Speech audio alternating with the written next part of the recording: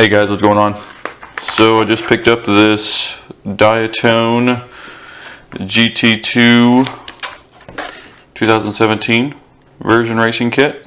You can see it right there. And yeah, this is actually the same way that the GT2 came to me, sort of vacuum packed and all of that. So move my light. So yeah, not too bad. And I've never seen this before. Apparently they're really worried about people faking stuff because there's this little anti-fake thing here that you can, if you scratch off, it comes into like a barcode and everything. So it's kind of neat. I guess you can prove you actually got what you paid for. So let me go ahead and break the seal on this thing. Yeah, it's pretty cool. So here are the motor mounts, little things there, battery straps, the little white isolators. So yeah, not too bad. So you got the isolators and all that. The looks like this is all the hardware, and then you got the frame. So once again, really sturdy, really nice finish on it too, with some sort of a clear coat or something like that. I didn't do this on the last frame that I got on video anyway, and just verify the continuity of the frame. I'll get my voltmeter here in a minute. I'll do that. But yeah, let's see what the frame thickness is here.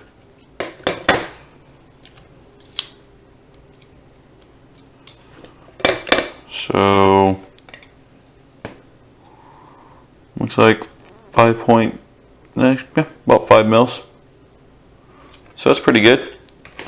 And like I say, it's super sturdy and yeah, not too bad. So cool. Well, I'm going to put the thing together real quick and come back with a quick build and show you what it looks like all put together. So see you in a minute.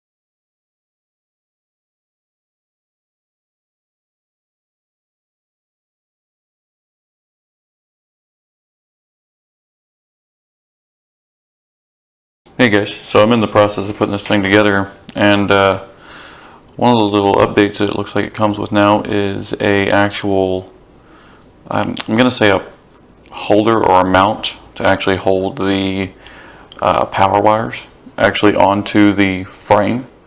It's really cool. It's a really good idea. The only downfall I see is it's going to limit the amount, or limit the gauge wire that you could actually use. So I don't know if you could tell here. Let me see if I can get a good shot of it. So I mean, it's definitely going to limit. Now, what you could do, and I'm thinking about doing, is taking a Dremel and just getting rid of that little little arch there that kind of defines each wire, and then going along with that. So I think I have my connector for my other GT sitting around here somewhere. Let's see if I can tell if it would even work with this.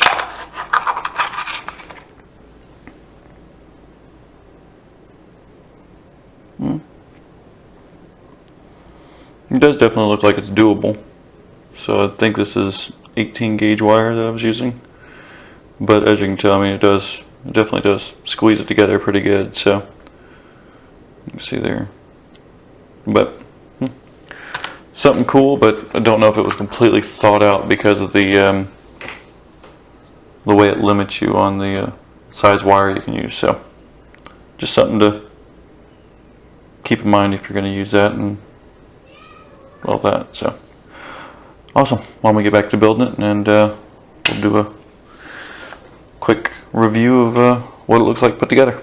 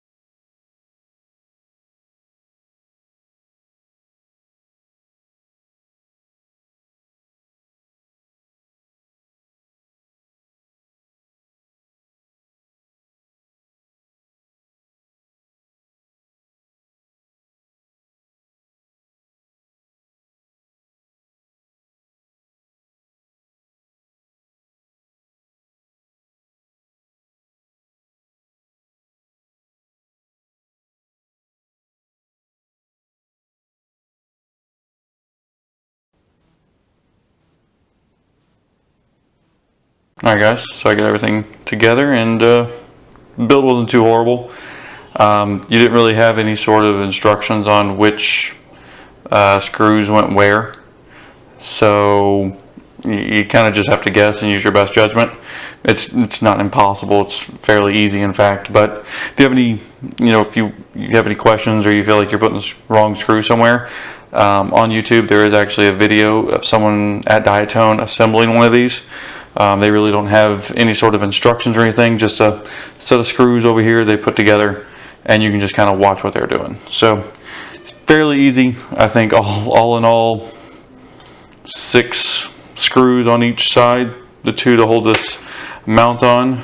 That was the little isolator falling off.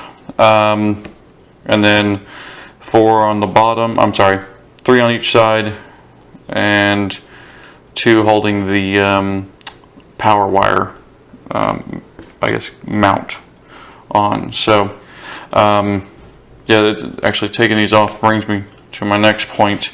These isolators are really, they actually look very, promising because of the way they do isolate the motor from the frame. I will say that if you as I have them on here just for showing purposes, they're kind of a pain in the butt. They just fall off. They actually fit fairly loose. I say fairly loose in the fact that they will fall out of the frame, but as far as a fit and actual how they fit in there, it's pretty spot on. So they're not gonna wiggle around too much, but as you can tell, there's isolation there. So I'm curious to try how it actually is going to go down. So yeah, the other main difference between the I guess version 1 and version 2 is what I'll call them, is the bottom battery plate. On version 1, if you wanted to take your plate off, and you could actually have the battery running left and right or up and down, depending on how you wanted to do it.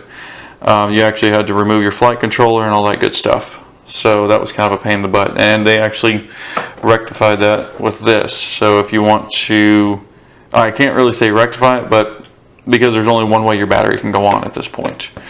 This mount is, completely in one way. You can't turn it around or anything like that. One thing that was really cool, because it is a wider slot here, is Diatone actually gives you this giant battery strap, which I'm going to have to rework my little buzzer here to actually fit, or just use Pyro Flips battery straps, which are amazing. Our Pyro drone, I'm old school, I know I'm the old one, but yeah, those battery straps rock.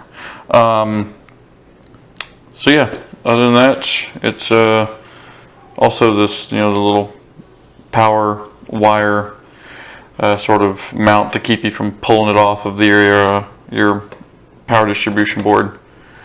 What else? Oh, the VTX mount has the two little holes there. So if your VTX antenna, you can actually mount it right there. But yeah, one other thing I was talking about is the connectivity of the board and seeing if you get continuity between it, so you can short components out and things like that. And I tested a whole bunch of different ways. Used, I'm not able to get continuity at all. So the coating they put on here, aside from the fact that it looks awesome and all shiny and whatnot, it actually does seem to protect, because I'm doing this and I actually scratched up a little bit, which sucks. You can get continuity through this part, through the screws right here, but for the most part it's pretty isolated. So yeah, size comparison wise, as far as that goes, they look pretty much about even. Just kind of reworked the way you mount everything, and gave you some fancy soft mounted motors. So awesome. Well, that about wraps this one up. I'm gonna start putting some ESCs, flight controllers, and all that good stuff. Oh, sorry I didn't mention this. This is kind of important. The flight controller is actually installed using nylon screws, and the nylon screws, where on the version 1, they were the part that actually held the battery mount in. On version 2 here, you actually have these nylon nuts that you put actually inside of the frame. So that's what you mount your flight controller to. One thing it didn't come with that version 1 did was a nice fiberglass little plate, just to keep everything off of there. I'm thinking I might steal it from version 1, since the opening looks about the same. But yeah, so there we go, guys. If you have any questions, feel free to ask. I'll answer them the best I can. And yeah, hope to get video 2 up with some flying footage, and let you know how it happens, and see if these fancy motor isolators actually do what they say they do. So cool. Like, subscribe, all that good stuff, and we'll catch you next time.